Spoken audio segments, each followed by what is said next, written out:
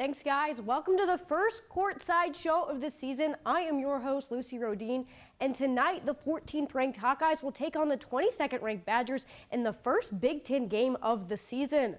But before we get to that, the Iowa women's basketball team took on #1 Notre Dame last night as a part of the Big Ten ACC Challenge. Women's basketball beat reporter Natalie Iacopetti has more from South Bend. As the Hawks traveled to take on defending national champion Notre Dame, it was one of the biggest challenges the Iowa women's basketball team has faced in years. Obviously, offensively, they're just a juggernaut. I mean, there's so many weapons on that team. There's so many people that you have to guard. The Hawks were led by All-American Megan Gustafson with 26 points, who gave Notre Dame a tough job in the paint.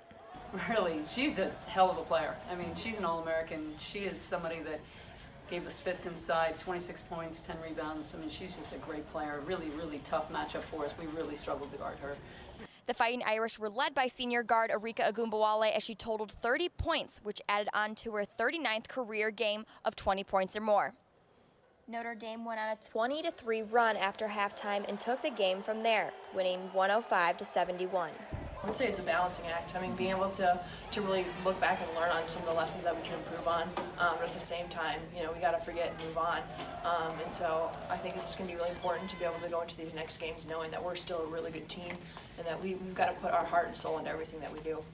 The Hawks will be back in Iowa City on Sunday at 2 p.m. to take on Robert Morris. Reporting from South Bend, Indiana, this has been Natalie Iacopetti, DITV Sports. Tough loss for the Hawks there, but now let's move on to the men's team. Iowa squeaked past Pitt Tuesday night 69-68 to move to 6-0 on the season. But Iowa's victory was overshadowed by comments made by Iowa radio broadcaster Gary Dolphin during a commercial break. How do we not get anybody like that? Do they not want them? We just don't. I mean, it's just year after year after year. Go get a key piece like that. Just get one. They got 3 or 4. This guy's first year. Oh, I'm sure he knows where they're at, Duke. Yeah, true. Handling all of that. We get Macy Daly. Dribbles into a double team with his head down. God. Following his comments, Learfield Sports announced that Dolphin would be suspended 2 games. In a press release, Athletics Director Gary Barta said, quote, "The 2-game suspension is a result of those comments as well as the ongoing tensions that have built up over the past couple of years," end quote, which led to speculation about Dolphins' relationship with head coach Fran McCaffrey. Here's what Coach had to say about the incident. You know, I think it's fairly well known. We've had some issues, but, you know, we've gotten along fine. I'm disappointed in him, but, you know, we've gotten along fine before. When one of our own attacks one of our players the way he did, it's inexcusable. And, you know, it's over. We dealt with it, and we're moving on. I grew up listening to Gary Dolphin, and to hear him talk about the team he gets to cover like that was nothing short of upsetting for a longtime Hawk fan. But I think one of the worst parts about this situation is that Dolphins' comments are gaining more attention than the fact that Iowa is off to their best start since 2013. And tonight is going to be a good test to show if Iowa will live up to all the early season hype as they're hosting a very talented Wisconsin team. The Badgers are 6-1 on the season and sit at number 22 in the polls, and Iowa is going to have to adjust to Big Ten play to take on the Badgers. Everybody knows everybody in the Big Ten. You go from playing mid-major teams that can't really do all the things that Big Ten teams can do, and you know, you don't really know them as well, to everybody knows everybody knows everybody's favorite move. Scouting reports are a lot longer. You have to know a lot more. If we want to be a Big Ten championship team, we have to win these games in November against top competition, and you know, we're playing some really good basketball right now. We want to continue playing that way, and understanding that we have a really tough opponent in Wisconsin. This is the game I always have marked down on my calendar.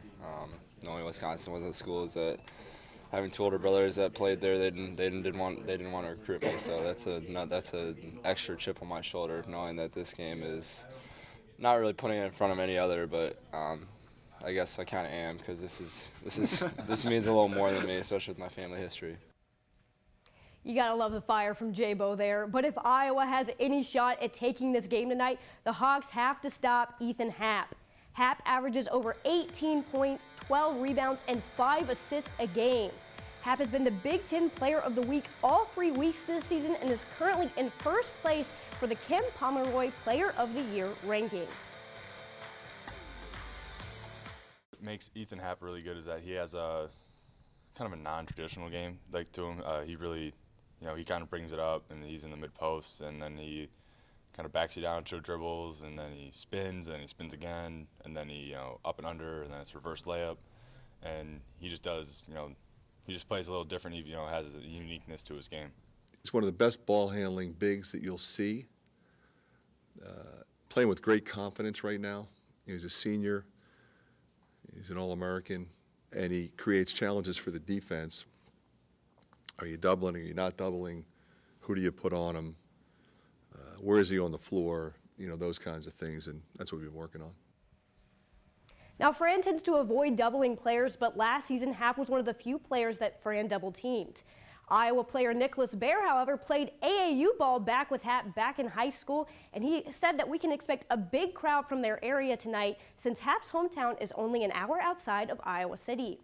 But even though I expect to see some red in the stands tonight, Carver Hawkeye is going to be rocking, and that's just one of the reasons I think Iowa's going to get the win. Even though the Hawks struggled a little bit against Pitt, Tyler Cook said that after the game that if this was last year, Iowa would have toppled over and lost that game by 20. But that's the point. It's not last year. This is a very new Iowa team playing with a lot of confidence, so I'm taking the Hawks. Guys, back to you at the desk.